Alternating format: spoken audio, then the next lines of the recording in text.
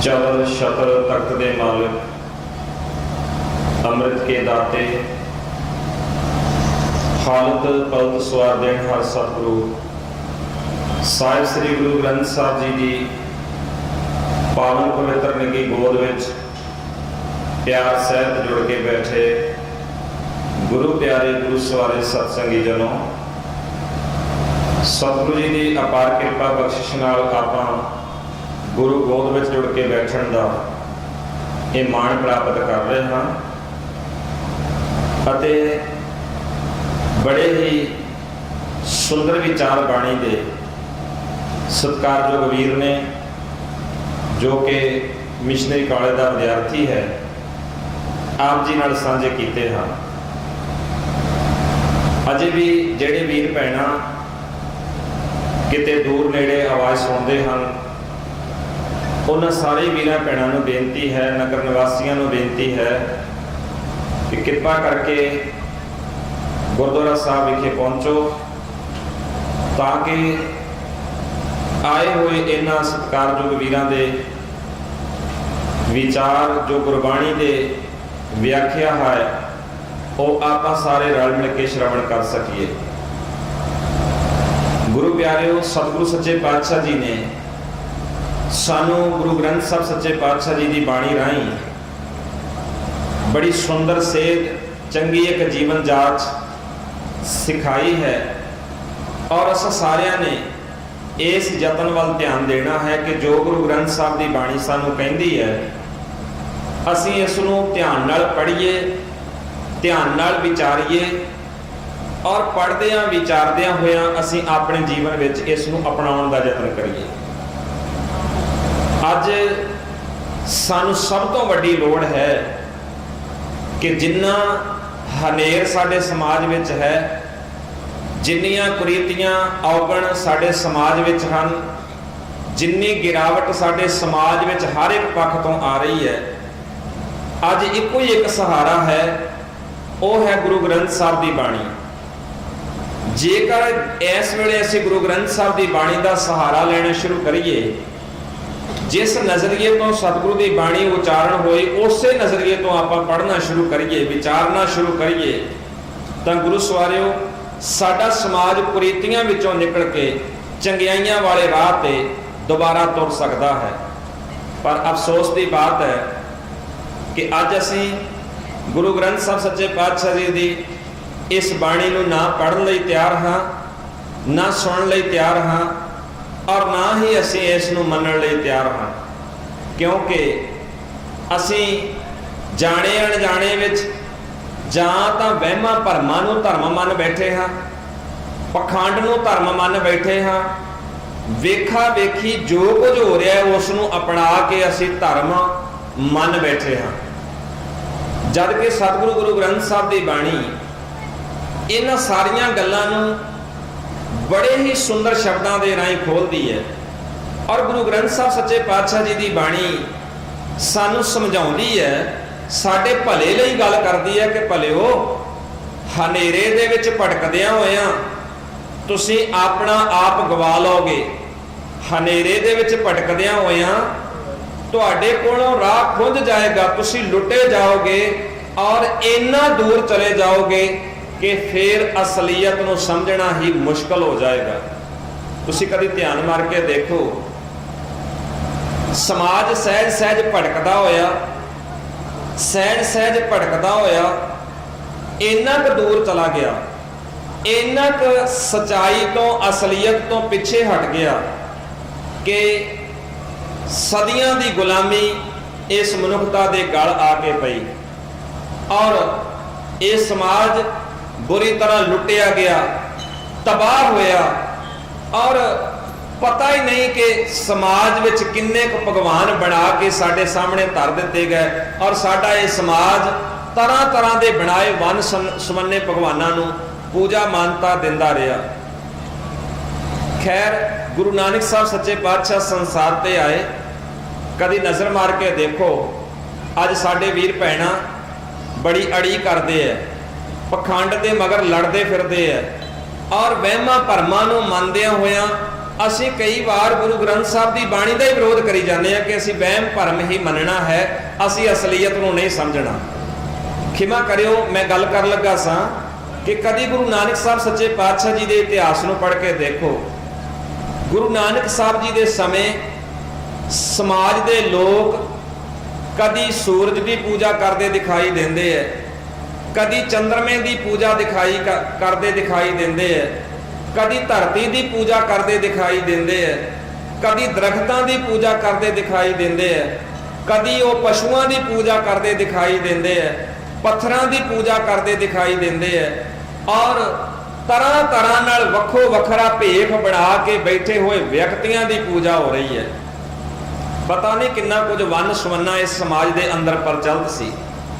ਭਾਈ ਸਾਹਿਬ ਭਾਈ ਗੁਰਦਾਸ ਜੀ ਨੇ ਇੱਕ ਨਕਸ਼ਾ ਆਪਣੀਆਂ ਵਾਰਾਂ ਦੇ ਵਿੱਚ ਉਸ ਸਮਾਜ ਦਾ ਖਿੱਚਿਆ ਹੈ, ਔਰ ਭਾਈ ਸਾਹਿਬ ਭਾਈ ਗੁਰਦਾਸ ਜੀ ਨੇ ਸਮਾਜ ਦੇ ਸਿਰ ਇੱਕ ਉਲਾਂਭਾ ਰੱਖਿਆ ਹੈ। ਧੰਨ ਗੁਰੂ ਨਾਨਕ ਸਾਹਿਬ ਸੱਚੇ ਪਾਤਸ਼ਾਹ ਜੀ ਦੀ ਵਡਿਆਈ ਕਰਦਿਆਂ ਹੋਇਆਂ ਭਾਈ ਗੁਰਦਾਸ ਨੇ ਜਿਹੜੇ ਸ਼ਬਦ ਵਰਤੇ ਨੇ, ਤੁਸੀਂ ਉਹਨਾਂ ਸ਼ਬਦਾਂ ਨੂੰ ਧਿਆਨ ਵਿੱਚ ਰੱਖਿਓ ਔਰ ਧਿਆਨ ਵਿੱਚ ਰੱਖ ਕੇ ਸੋਚਿਓ ਕਿ ਭਾਈ ਗੁਰਦਾਸ ਜੀ ਨੇ ਸਮਾਜ ਦੇ ਸਿਰ ਇੱਕ ਉਲਾਂਭਾ ਮੜਿਆ ਹੈ। ਭਾਈ ਗੁਰਦਾਸ ਆਖਦੇ ਹੈ, ਕਲਯੁਗ ਬੋਧ ਅਵਤਾਰ ਹੈ, ਬੋਧ ਅਬੋਧ ਨਾ ਦ੍ਰਿਸ਼ਟੀ ਆਵੇ।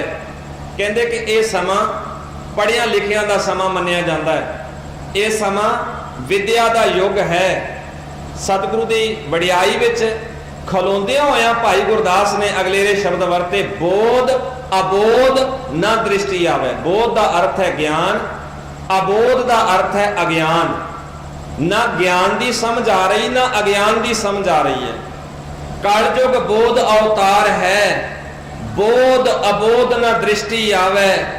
ਕੋਈ ਨਾ ਕਿਸੇ ਵਰਜਈ ਸੋਈ ਕਰੈ, ਜੋਈ ਮਨ ਭਾਵੈ। ਕੋਈ ਕਿਸੇ ਨੂੰ ਹਟਾਉਣ ਵਾਲਾ ਨਹੀਂ, ਕੋਈ ਕਿਸੇ ਨੂੰ ਪੁੱਛਣ ਵਾਲਾ ਨਹੀਂ, ਸੋਈ ਕਰੈ ਜੋਈ ਮਨ ਭਾਵੈ। ਲੋਕ ਉਹ ਕੰਮ ਕਰ ਰਹੇ ਜਿਹੜੇ ਜਿਹੜੇ ਲੋਕਾਂ ਨੂੰ ਚੰਗੇ ਲੱਗ ਰਹੇ। ਪਰ ਤੁਹਾਨੂੰ ਧਿਆਨ ਹੋਏਗਾ, ਵੈਸੇ ਸਾਡੀ ਕੌਮ ਨੂੰ ਹੁਣ ਪੜ੍ਹਨ ਦੀ ਆਦਤ ਨਹੀਂ, ਸਾਡੀ ਕੌਮ ਪੜ੍ਹਨ ਵੱਲੋਂ ਅਵੇਸਲੀ ਹੋ ਗਈ ਹੈ। ਪਰ ਧਿਆਨ ਵਿੱਚ ਹੋਏਗਾ, ਕਦੀ ਦੀਵਾਨਾਂ ਵਿੱਚ ਆ ਕੇ ਤੁਸੀਂ ਸੁਣਿਆ ਵੀ ਹੋਏਗਾ ਕਿ ਜਿਹੜੇ ਜਿਹੜੇ ਲੋਕ ਕਰਮ ਕਰ ਰਹੇ ਸੀ ਜਾਂ ਜਿਨ੍ਹਾਂ ਕਰਮਾਂ ਨੂੰ ਲੋਕ ਧਰਮ ਮੰਨ ਰਹੇ ਸੀ, ਜਦੋਂ ਗੁਰੂ ਨਾਨਕ ਸਾਹਿਬ ਸੱਚੇ ਪਾਤਸ਼ਾਹ ਜੀ ਨੇ ਸਮਾਜ ਦੀ ਵਾਗਡੋਰ ਸੰਭਾਲੀ, ਇਸ ਤੜਫਦੇ ਵਿਲਕਦੇ ਰੋਂਦੇ ਸਮਾਜ ਨੂੰ ਸੰਭਾਲਣ ਲਈ ਧੰਨ ਗੁਰੂ ਨਾਨਕ ਸਾਹਿਬ ਆਪਣਾ ਪਰਿਵਾਰ ਸੁੱਖ ਆਰਾਮ ਸਾਰਾ ਕੁਝ ਛੱਡ ਕੇ ਇਸ ਸੰਸਾਰ ਨੂੰ ਚੜਿਆ ਸੋਧਣ ਧਰਤੋਂ ਲੁਕਾਈ। ਜਦੋਂ ਤੁਰ ਪਏ, ਤਰ੍ਹਾਂ ਤਰ੍ਹਾਂ ਦੀਆਂ ਮੁਸੀਬਤਾਂ, ਮੁਸ਼ਕਲਾਂ, ਖੂੰਖਾਰ, ਲੁਟੇਰੇ, ਬਦਮਾਸ਼ ਲੋਕਾਂ ਦੇ ਨਾਲ ਵਾਹ ਪੈਣਾ, ਉਹ ਸਾਰਾ ਕੁਝ ਸਿਰ ਮੱਥੇ ਪ੍ਰਵਾਨ ਕਰਦਿਆਂ ਗੁਰੂ ਨਾਨਕ ਤੁਰੇ ਹੈ। ਤਾਂ ਗੁਰੂ ਸਵਾਰਿਓ, ਤੁਹਾਨੂੰ ਚੇਤਾ ਹੋਏਗਾ ਕਿ ਸੂਰਜ ਦੀ ਪੂਜਾ ਕਰਨ ਵਾਲਿਆਂ ਨੂੰ ਗੁਰੂ ਨਾਨਕ ਸਾਹਿਬ ਨੇ ਹਰਿਦੁਆਰ ਜਾ ਕੇ ਸਮਝਾਇਆ। ਜਦੋਂ ਮਹਾਰਾਜ ਲਹਿੰਦੇ ਨੂੰ ਪਾਣੀ ਦੇ ਰਹੇ ਸੀ ਤੇ ਸਾਰੇ ਪੁਜਾਰੀ ਲੋਕ ਮਿਲ ਕੇ ਲੋਕਾਂ ਦੇ ਨਾਲ ਚੜ੍ਹਦੇ ਸੂਰਜ ਨੂੰ ਪਾਣੀ ਦੇ ਰਹੇ ਸੀ। ਗੁਰੂ ਨਾਨਕ ਸਾਹਿਬ ਨੇ ਇੱਕ ਵਿਉਂਤ ਨਾਲ, ਇੱਕ ਵਿਅੰਗ ਦੇ ਨਾਲ ਉਹਨਾਂ ਸੂਰਜ ਨੂੰ ਪਾਣੀ ਦੇਣ ਵਾਲਿਆਂ ਨੂੰ ਸਮਝਾਇਆ, ਭਲਿਓ ਸੂਰਜ ਨੂੰ ਪਾਣੀ ਨਹੀਂ ਪਹੁੰਚਦਾ, ਇਹ ਤੁਹਾਡਾ ਭੁਲੇਖਾ ਹੈ। ਗੁਰੂ ਨਾਨਕ ਸਾਹਿਬ ਤੁਰਦੇ ਹੋਏ, ਪ੍ਰਚਾਰ ਕਰਦੇ ਹੋਏ ਜਗਨਨਾਥਪੁਰੀ ਜਾਂਦੇ ਹੈ, ਔਰ ਜਗਨਨਾਥਪੁਰੀ ਦੇ ਵਿੱਚ ਰਹਿ ਕੇ ਮਹਾਰਾਜ ਨੇ ਕਈ ਪੰਡਤਾਂ ਦੇ ਨਾਲ ਚਰਚਾਵਾਂ ਕੀਤੀਆਂ, ਵਿਚਾਰ ਚਰਚਾ ਹੋਈ, ਕਈ ਤਰ੍ਹਾਂ ਦੇ ਸਵਾਲ ਉੱਠੇ। ਗੁਰੂ ਨਾਨਕ ਸਾਹਿਬ ਆਪਣੀ ਅਸਲੀਅਤ ਉਹਨਾਂ ਦੇ ਸਾਹਮਣੇ ਰੱਖਦੇ ਰਹੇ। ਅਖੀਰ ਧੰਨ ਗੁਰੂ ਨਾਨਕ ਸਾਹਿਬ ਸੱਚੇ ਪਾਤਸ਼ਾਹ ਜੀ ਨੇ ਇੱਕ ਉਹ ਵੀ ਮੌਕਾ ਸਾਹਮਣੇ ਲਿਆਂਦਾ ਜਦੋਂ ਇੱਕ ਥਾਲੀ ਦੇ ਵਿੱਚ ਕੁਝ ਦੀਵੇ ਰੱਖ ਕੇ ਤੇ ਉਹ ਵੱਡੀ ਸਾਰੀ ਮੂਰਤੀ ਦੇ ਸਾਹਮਣੇ ਖਲੋ ਕੇ ਆਰਤੀ ਕਰ ਰਹੇ ਸਨ। ਗੁਰੂ ਨਾਨਕ ਸਾਹਿਬ ਨੇ ਆਖਿਆ, ਪੰਡਿਓ ਇਹ ਕੀ ਕਰਦੇ ਹੋ? ਆਖਣ ਲੱਗੇ, ਅਸੀਂ ਜਗਨਨਾਥ ਦੀ ਆਰਤੀ ਕਰਦੇ ਹਾਂ। ਸਤਿਗੁਰੂ ਗੁਰੂ ਨਾਨਕ ਸਾਹਿਬ ਨੇ ਸਵਾਲ ਉਠਾਏ, ਕੀ ਇਹ ਤੁਹਾਡਾ ਪੱਥਰ ਦਾ ਘੜਿਆ ਜਗਨਨਾਥ ਹੈ? ਕੀ ਇਹ ਜਗਨਨਾਥ ਸਾਰੀ ਸ੍ਰਿਸ਼ਟੀ ਦਾ ਮਾਲਕ ਹੈ? ਜੇ ਇਹ ਜਗਨਨਾਥ ਹੈ ਤਾਂ ਖਿਮਾ ਕਰਿਓ, ਜਦੋਂ ਇਹ ਬਣਿਆ ਨਹੀਂ ਸੀ ਉਦੋਂ ਇਹ ਸੰਸਾਰ ਨੂੰ ਕੌਣ ਚਲਾਉਂਦਾ ਸੀ? ਗੁਰੂ ਨਾਨਕ ਸਾਹਿਬ ਨੇ ਬੜੇ ਕਰੜੇ ਸਵਾਲ ਸਾਹਮਣੇ ਖੜੇ ਕੀਤੇ। ਔਰ ਗੁਰੂ ਨਾਨਕ ਸਾਹਿਬ ਸੱਚੇ ਪਾਤਸ਼ਾਹ ਜੀ ਨੇ ਜਦੋਂ ਇਹ ਸਵਾਲ ਖੜੇ ਕੀਤੇ ਜਿਨ੍ਹਾਂ ਦਾ ਉੱਤਰ ਕੋਈ ਨਹੀਂ ਸੀ, ਉਸ ਵਕਤ ਧੰਨ ਗੁਰੂ ਨਾਨਕ ਸਾਹਿਬ ਨੇ ਇਹ ਵੀ ਸਵਾਲ ਖੜਾ ਕੀਤਾ, ਜਿਸ ਜਗਨਨਾਥ ਦੀ ਤੁਸੀਂ ਆਰਤੀ ਕਰ ਰਹੇ ਹੋ, वो बड़ा महान है, बड़ा वड्डा है, वो सारी सृष्टि ते समाया हुआ है। और तुसी आ छोटी जी थाली विच 2 दीवे जगा के जिहड़ी आरती कर रहे हो, असल विच तुसी जगन्नाथ की पूजा नहीं, तुसी बेइज्जती कर रहे हो। वड्डा जगन्नाथ है, ओदी पूजा तुसी नहीं कर सकते। तुहाडे इन्हां दीवियां ने ओदी पूजा नहीं करनी। वो वड्डा जगन्नाथ है, वो वड्डा मालिक है, ओदी पूजा सारी सृष्टि कर रही है। भले वो तुहाडी पूजा नहीं हो उड़ीकदा, तुसी उस पूजा दे विच शामिल होण लई तैयार होवो। गुरु नानक साहब जी ने आरती दा और पत्थर की पूजा का उत्थे डटवा विरोध किया है। पंडियां ने गुरु नानक साहब सच्चे पातशाह जी के सामने इस गल का इकबाल किया, प्रवान किया, महाराज असी भुले रह, भटके रह, सानू इस तरह समझाउण वाला दलील नाल कोई पहुंचया नहीं।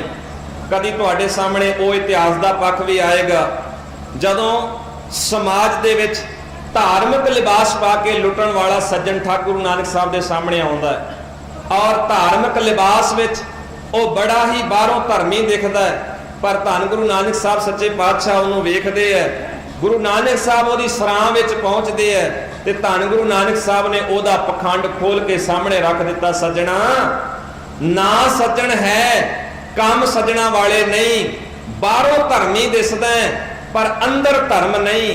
तो जेड़ा जुल्म कमा रहे हैं, जेड़ा धोखा कर रहे हैं, ध्यान रख, धर्म का चोला पा के धोखा करने वाले सब तो बुरे ने इस संसार के अंदर। गुरु नानक साहब सच्चे पातशाह जी ने ऐसे सज्जन ठग नूं भी वर्जन का बड़ा बड़ा हीया किया। गुरु नानक साहब सच्चे पातशाह जी के सामने राजनीति का एक बड़ा मसला आया जदों हिंदुस्तान की धरती ते बाबर हमला करन आ रहा है। धन गुरु नानक साहब सैदपुर की धरती ते टिके है। धन गुरु नानक साहब सच्चे पातशाह जी ने बाबर नूं सामने वगारदियां होया आखिया सी, बाबर तू जाबर बहुत बड़ा जुल्म कमा रहे हैं। आ इन्हां लाशां विछा के मनुखता दा घाण करके आ जिहड़ा इन्नियां तू खून दे नाल जिहड़ियां गलियां भर दित्तियां ने, हर घर विच वैण पै रहे ने। बाबरा इस जुल्म दा हिसाब किताब तैनूं देना पेगा। गुरु नानक साहब ने बाबर नूं वंगारिया, गुरु नानक साहब ने मलक भागो नूं वंगारिया। पर गुरु सवारियो यही विचारधारा अज साडे विच गुरु ग्रंथ साहब सच्चे पातशाह जी की बाणी सानू प्रचार दी है, प्रसार दी है। साडी बदकिस्मती है अज असीं अपने आप विच देखण दा यतन करिए, परखण दा यतन करिए। अज साडा समाज भी गुरु ग्रंथ साहब नूं मत्थे टेकण वाले और गुरु ग्रंथ साहब सच्चे पातशाह जी के सामने खलो के कहण वाले, सब सिखण को हुक्म है गुरु मान्यो ग्रंथ, ये तुकां पढ़न वाले देखीदा है। अज सूरज की पूजा विच लगे दिखाई देंदे है। संग्रांद सूरज की पूजा है, अज मस्या पूर्णमासी चंद्रमा की पूजा है। साडा समाज इहदे विच उलझिया दिखाई देंदा है। किते संग्रांद की मानता है, किते पूर्णमासी मस्या की मानता है। इत्थे ही बस नहीं, गुरु नानक साहब सच्चे पातशाह जी ने यही बाणी भाई मरदाने की रबाब नाल गा के सज्जन ठग नूं भाई बनाया सी। पर खिमा करियो अज साडा ही समाज, साडे ही समाज विच इसे तरह धार्मिक लिबास विच एक नहीं हजारां सज्जन ठग बैठे ने जेड़े इस वेले धार्मिक लिबास विच समाज नूं ठगियां दे राह पा के लुट रहे ने। गुरु सवारियो इत्थे ही बस नहीं, अज समाज विच बाबरां दी भी घाट नहीं, अज मलक भागोआं दी भी घाट नहीं। पर खिमा करियो जे घाट है तां भाई लालो दी घाट है। खिमा करियो जे घाट है तां बेबे नानकी दी घाट है। जे घाट है ते राय बुलार दी घाट है। जे घाट है भाई मरदाना जी दी घाट है। अज साडे समाज अंदर बाबर भी बथेरे ने, सज्जन ठग भी बथेरे ने, भूमिए चोर भी बथेरे ने, नूर शाह जादूगरनियां भी बथेरियां बैठियां ने। पर जे लोड़ है तां अज साडे समाज नूं भाई मरदाने वर्गियां शख्सियतां दी लोड़ है जिहड़ियां गुरु का जस गाउण। जे लोड़ है ते साडे समाज नूं भाई लालोआं दी लोड़ है। अज गुरु सवारियो ये सारा कुछ सानू सतगुरु की बाणी देंदी है, पर असी लैण लई तैयार नहीं। अज साडे समाज अंदर मलक भागो का किरदार पसंद है। अज साडे समाज अंदर भूमिए चोर का किरदार पसंद है। असी ਇਹ ਸਾਰੇ ਪਖੰਡ ਨੂੰ, ਵਹਿਮ ਨੂੰ, ਭਰਮ ਨੂੰ ਅਸੀਂ ਲਗਾਤਾਰ बढ़ावा ਦੇ ਰਹੇ ਹਾਂ। ਇਹਦੇ ਮਗਰ ਲੱਗ ਕੇ ਆਪਣੇ ਘਰ ਵੀ ਲੁਟਾ ਰਹੇ ਹਾਂ ਔਰ ਸਮਾਜ ਲਈ ਵੀ ਇੱਕ ਗਲਤ ਰਾਹ ਜਿਹੜਾ ਹੈ ਉਹ ਪੈਦਾ ਕਰ ਰਹੇ ਹਾਂ।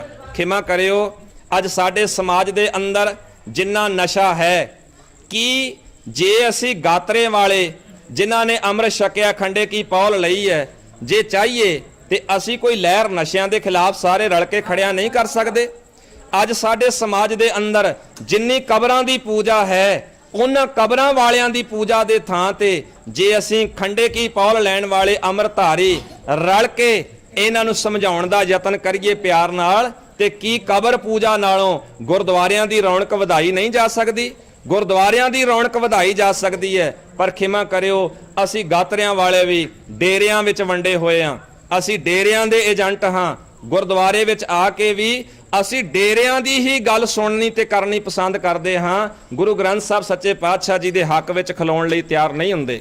ਗੁਰੂ ਸਵਾਰਿਓ, ਸਿੱਖੀ ਲਹਿਰ ਦਾ ਇਹ ਮਕਸਦ ਹੈ ਕਿ ਜੋ ਸਾਹਿਬ ਸੱਚੇ ਪਾਤਸ਼ਾਹ ਜੀ ਨੇ ਇਹ ਬਾਣੀ ਦੇ ਰਾਹੀਂ ਸਾਨੂੰ ਸਚਾਈ ਦਿੱਤੀ ਹੈ, ਜੋ ਉਪਦੇਸ਼ ਦਿੱਤੇ ਹੈ, ਉਹ ਸਾਡੇ ਹਿਰਦਿਆਂ ਤੱਕ ਪਹੁੰਚਣ, ਸਾਡਿਆਂ ਘਰਾਂ ਤੱਕ ਪਹੁੰਚਣ।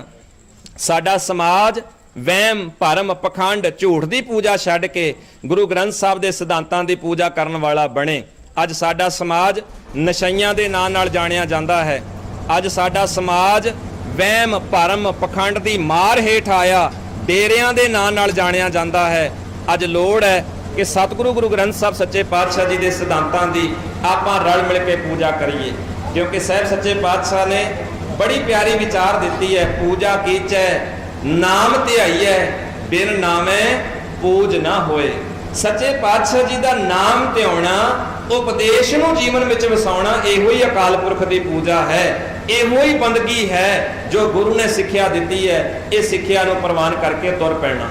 ਸੋ ਗੁਰੂ ਸਵਾਰਿਓ, ਤੁਹਾਨੂੰ ਸਾਰਿਆਂ ਨੂੰ ਆਵਾਜ਼ ਮਾਰਨ ਦਾ ਸਾਡਾ ਮਕਸਦ ਹੀ ਇਹ ਹੈ ਕਿ ਜੋ ਗੁਰੂ ਗ੍ਰੰਥ ਸਾਹਿਬ ਦੀ ਬਾਣੀ ਨੇ ਕਿਹਾ, ਆਓ ਇਸ ਨੂੰ ਅਪਣਾਈਏ, ਆਪਣੇ ਜੀਵਨ ਦਾ ਆਧਾਰ ਬਣਾਈਏ ਔਰ ਜੋ ਗੁਰੂ ਗ੍ਰੰਥ ਸਾਹਿਬ ਦੀ ਬਾਣੀ ਨੇ ਮਨਾ ਕੀਤਾ ਹੈ ਉਹਨੂੰ ਇੱਕ ਤਰਫਾ ਹੋ ਕੇ ਛੱਡ ਦਈਏ ਔਰ ਵਿਰੋਧ ਵਿੱਚ ਖਲੋ ਜਾਈਏ, ਕਿਉਂਕਿ ਗੁਰੂ ਗ੍ਰੰਥ ਸਾਹਿਬ ਦੀ ਬਾਣੀ ਬੁਰਾਈਆਂ ਦਾ ਵਿਰੋਧ ਕਰਦੀ ਹੈ, ਡਟ ਕੇ ਵਿਰੋਧ ਕਰਦੀ ਹੈ। ਔਰ ਗੁਰੂ ਗ੍ਰੰਥ ਸਾਹਿਬ ਨੂੰ ਮੱਥੇ ਟੇਕਣ ਵਾਲੇ ਨੂੰ ਵੀ ਚਾਹੀਦਾ ਬੁਰਾਈ ਦੇ ਵਿਰੋਧ ਵਿੱਚ ਡਟ ਕੇ ਖਲੋ ਜਾਏ ਤੇ ਚੰਗਿਆਈ ਦੇ ਹੱਕ ਵਿੱਚ ਡਟਵਾਂ ਸਾਥ ਦੇਵੇ। ਇਹ ਸਾਨੂੰ ਸੁਭਾਅ ਬਣਾਉਣ ਦੀ ਲੋੜ ਹੈ।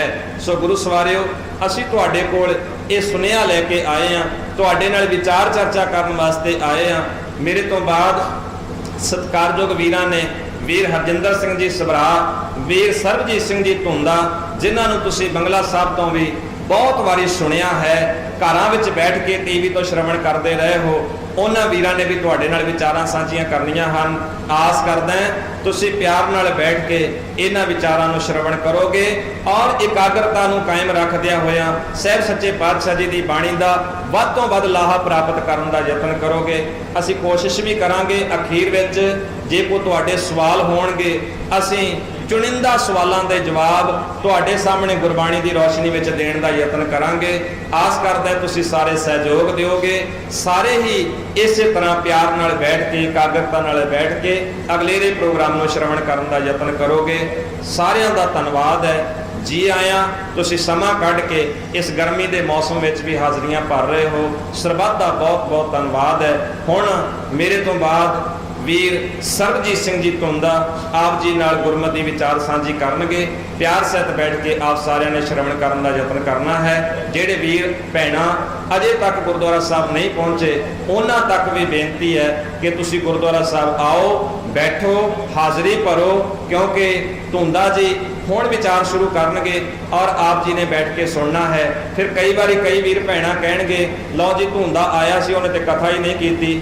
ਉਹ ਵੀਰ ਜੀ ਸ਼ੁਰੂ ਕਰਨ ਲੱਗੇ ਨੇ ਕਥਾ, ਤੁਸੀਂ ਬੈਠ ਕੇ ਸੁਣਨਾ ਹੈ। ਜਿਨ੍ਹਾਂ ਵੀਰਾਂ ਭੈਣਾਂ ਤੱਕ ਆਵਾਜ਼ ਜਾ ਰਹੀ ਹੈ, ਕਿਰਪਾ ਕਰਕੇ ਆਓ, ਪਿਆਰ ਸਹਿਤ ਬੈਠ ਕੇ ਆਪਾਂ ਸਾਰੇ ਸ਼ਰਵਣ ਕਰਨ ਦਾ ਯਤਨ ਕਰੀਏ। ਇਸ ਤੋਂ ਬਾਅਦ ਸਤਿਕਾਰਯੋਗ ਵੀਰ ਹਰਜਿੰਦਰ ਸਿੰਘ ਜੀ ਸਭਰਾ ਆਪ ਜੀ ਨਾਲ ਗੁਰਮਤਿ ਵਿਚਾਰ ਸਾਂਝੀ ਕਰਨਗੇ ਜੀ। ਵਾਹਿਗੁਰੂ ਜੀ ਕਾ ਖਾਲਸਾ, ਵਾਹਿਗੁਰੂ ਜੀ ਕੀ ਫਤਿਹ।